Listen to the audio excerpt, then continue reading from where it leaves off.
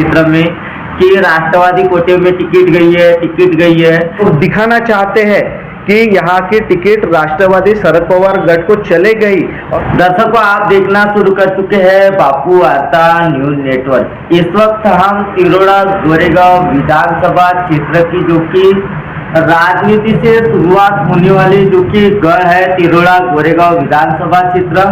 वैसे ही तिरोड़ा सरजमी पर हम मौजूद है और हमारे साथ में जो कि कांग्रेस के कट्टर कार्यकर्ता, जब कांग्रेस की यहाँ से शुरुआत हुई थी और सबसे बड़े जो कि शुरुआती दौर में कांग्रेस का हाथ थामने वाले जो कि राधेलाल जी पटले, इनके सुपुत्र ओम जी पटले, इनके साथ में आज हम जुड़ेंगे और जो कि कई सारी जो कि तिरोड़ा गोरेगांव विधानसभा क्षेत्र के राजनीतिक दल के ऊपर जो कि विशेष चर्चा करेंगे और विधानसभा क्षेत्र को लेकर कई सारी चर्चाएं करेंगे। तो पटले जी, सबसे पहले आपका चैनल में स्वागत है। धन्यवाद। क्या बताओगे पटले जी कि तिरोड़ा गोरेगांव विधानसभा क्षेत्र में आगामी समय में चुनाव है और आगामी समय में चुनाव रहने के बावजूद आज कई सारी बातें जो कि आज राष्ट्रवादी कांग्रेस तथा कांग्रेस पक्ष और महाविकास आघाड़ी महागठबंधन में रहने के बावजूद ऐसी कई सारी बातें सामने आ रही कि हम लड़ेंगे। इस पर आपका क्या ख्याल है? देखो, महाराष्ट्र में आज जो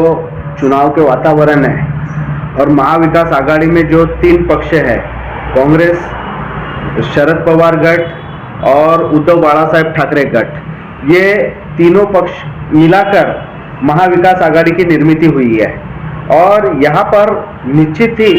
हर पक्ष अपने लिए टिकट मांग रहा है। मगर आज तक के मैं आपको बताऊंगा कि इसके पहले का जो तिरोड़ा विधानसभा का इतिहास है, जिस प्रकार से यहाँ क्या होता था कि 1999 में यहाँ कांग्रेस से राष्ट्रवादी अलग हुई और ये विधानसभा क्षेत्र राष्ट्रवादी के हाथ में गया और उसके बावजूद हमको पिछले 2024 के लोकसभा चुनाव में जो यहाँ का राष्ट्रवादी पक्ष था प्रफुल्ल भाई गढ़, ये भाजपा के साथ में जाने के बाद में यहाँ राष्ट्रवादी के दो टुकड़े हुए और उसके बाद कांग्रेस निश्चित ही यहाँ बड़ा पक्ष बना हुआ है और जो हमारे प्रांताध्यक्ष नाना भाऊ पटोले हैं, इनके नेतृत्व में कांग्रेस यहाँ काम कर रहा है। जिले के नेता सामान्य दिलीप भाऊ बंसोड़, इनने जब से कांग्रेस में प्रवेश किया उसके बाद से यहाँ कांग्रेस पक्ष एक निश्चित तौर पे उभर के आया है और निश्चित ही बोलूंगा तिरोड़ा गोरेगांव विधानसभा में कांग्रेस की ताकत बढ़ी है और निश्चित ही यहाँ से हमारे प्रांताध्यक्ष नाना भाऊ पटोले ने बताया कि इस बार तिरोड़ा गोरेगांव विधानसभा में कांग्रेस ही चुनाव लड़ेगा। जैसे कि आपने कहा कि कांग्रेस पक्ष से ही दावेदारी पेश होंगी और नाना भाऊ पटोले जो कि कांग्रेस कमेटी के वरिष्ठ नेता मंडल है, मैं आपसे एक सवाल करना चाहता हूं कि कई सारी जगह हमने सुने कि राष्ट्रवादी जो कि आज शरद पवार गुट की चर्चाएं चल रही है तिरोड़ा गोरेगांव विधानसभा क्षेत्र में कि राष्ट्रवादी कोटे में टिकट गई है। इस बात का क्या खुलासा करना चाहोगे आप? अभी तो नाम लेना उचित नहीं है चैनल के जरिए, क्योंकि कई सारे जो नेतागण रहते हैं वो चैनल पे ऑब्जेक्शन लेते हैं। देखो, हर पक्ष के तरफ से दावे प्रतिदावे चलते रहते हैं। आज महाराष्ट्र के चुनाव की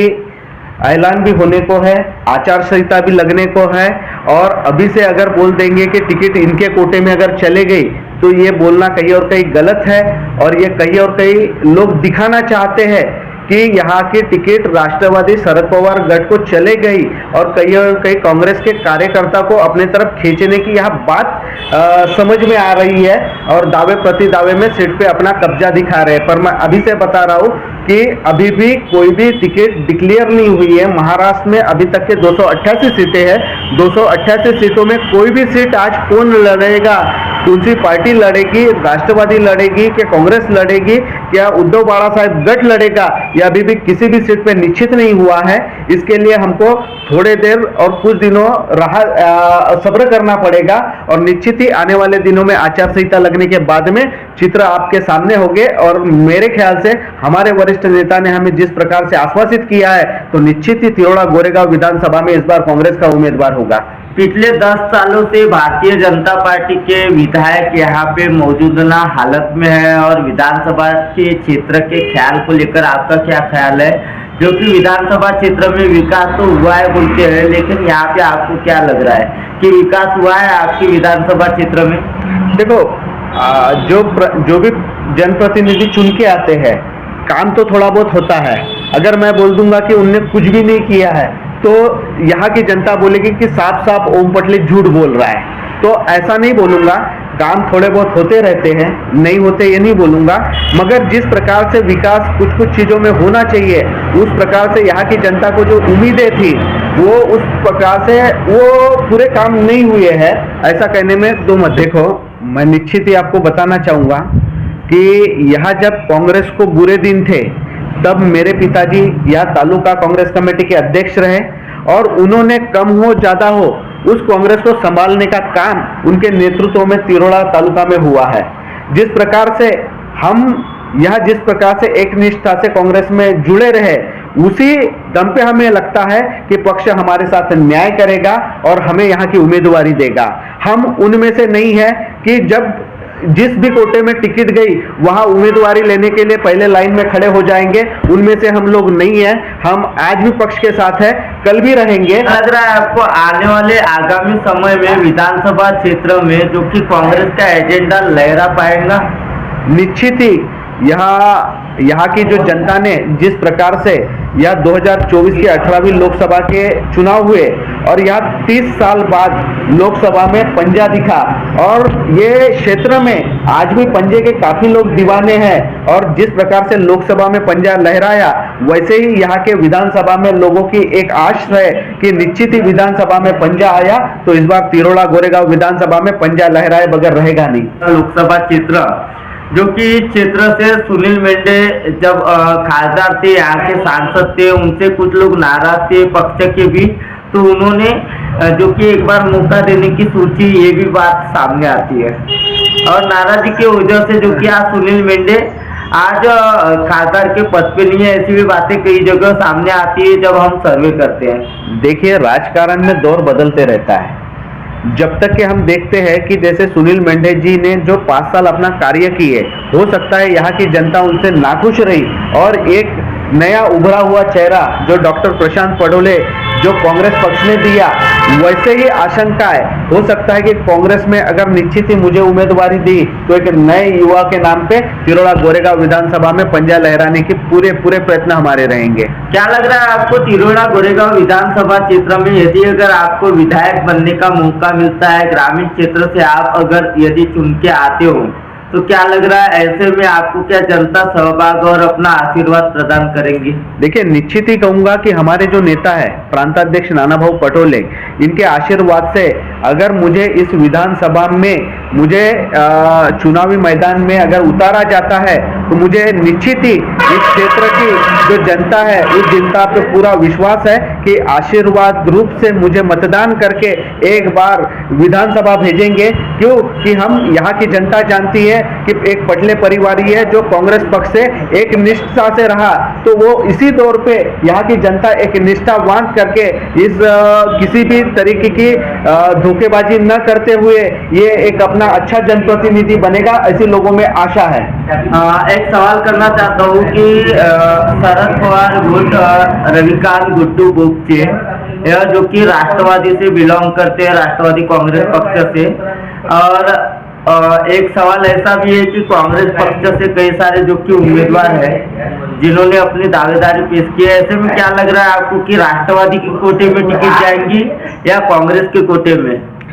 देखिए, मैं किसके कोटे में जाएगी मैं ये बताने लायक इतना बड़ा कार्यकर्ता नहीं हूँ। मैं कांग्रेस पार्टी का एक सामान्य कार्यकर्ता हूँ जो गांव के बूथ लेवल से लेके तो तिरोड़ा युवक कांग्रेस